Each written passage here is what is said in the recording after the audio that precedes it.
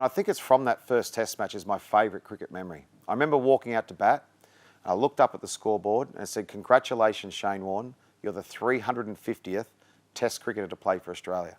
That's not a lot of people. Only 350 people ever have played cricket for Australia.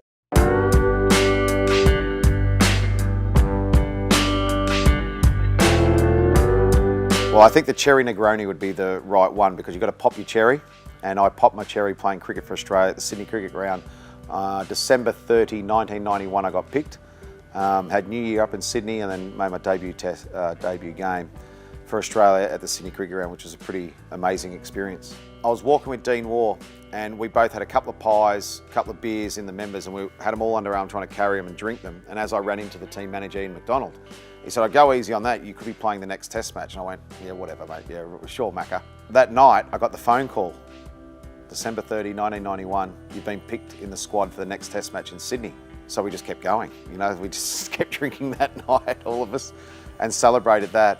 I was 21, you know, I was so young, I'd hardly played any first class cricket. I played a handful of games. I was inexperienced, I didn't know half the team. I had to introduce myself to some of the team. So I remember standing there with my cricket bag outside the dressing room saying, "Oh, g'day Bruce, it's Shane Warne." "Yeah, g'day mate." And back then, you know, late 80s, early 90s, you sort of didn't say anything until you were spoken to. So one of the standout things I remember was New Year's Eve, 91, David Boone and Jeff Marsh. We used to stay at a place called the Old Sydney Park Royal on the Rocks. And the rooftop was always the Australian cricket team New Year's Eve. So there was a couple of Eskies there, and Boone and Marsh said to me, "Right, youngster, we heard you don't mind a beer." It's a gin now, but you don't mind a beer.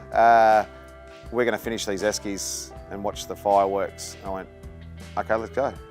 So we demolished the Eskies, and the next day we had training.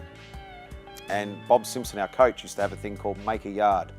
So he'd hit the cricket ball up, and you had to run after it, and he'd always hit them just out of your reach, so you had to make a yard.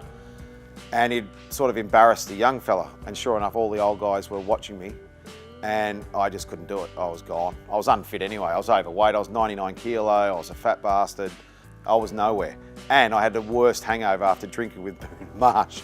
So I was trying to make a yard, and I just couldn't do it. In the end, I sort of was on my knees, throwing up. I was gone. This was my first impressions to the Australian cricket team. It wasn't good. And they sort of embraced me, and they said, "Welcome to the team." And that was sort of it. So we'd picked Bruce Reid, Craig McDermott, Merv Hughes, and myself. But we really only had three main bowlers, Merv, Craig McDermott, and myself. And I bowled thousands of overs and got smashed to every single part of the Sydney Cricket Ground. I dropped Ravi Shastri on 66, caught and bowled.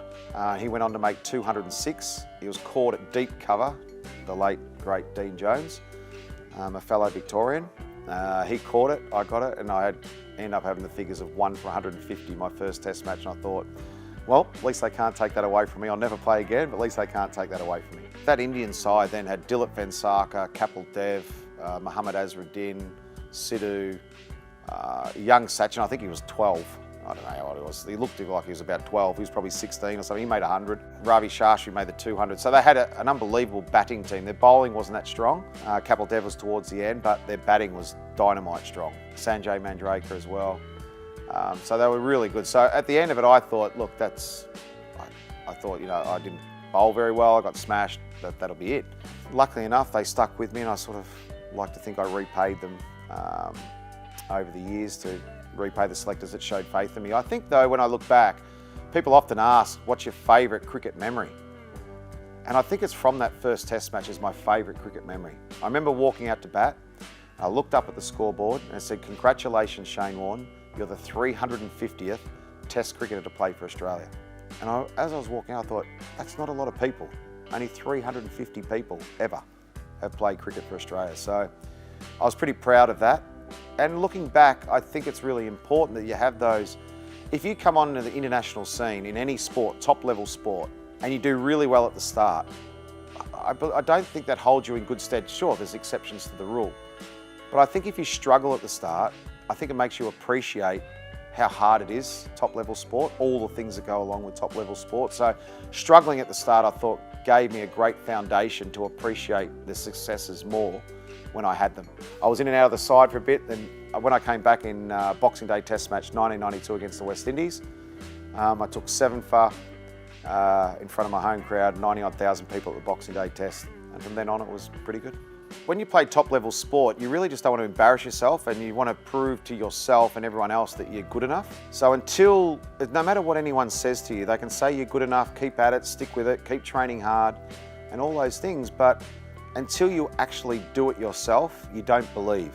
And once you believe you're good enough for that level, that's when the good stuff happens. That's when you come out, you've got that confidence. It doesn't matter if things don't quite go your way, because you'll stick at it. You know what needs to be done to be successful. That's very simplistic. There's obviously a lot more to it than that, but that's the bottom line, that until you've done it yourself and done something special at whatever sport you're doing and you've nailed it, because once you believe you're good enough, anything can happen.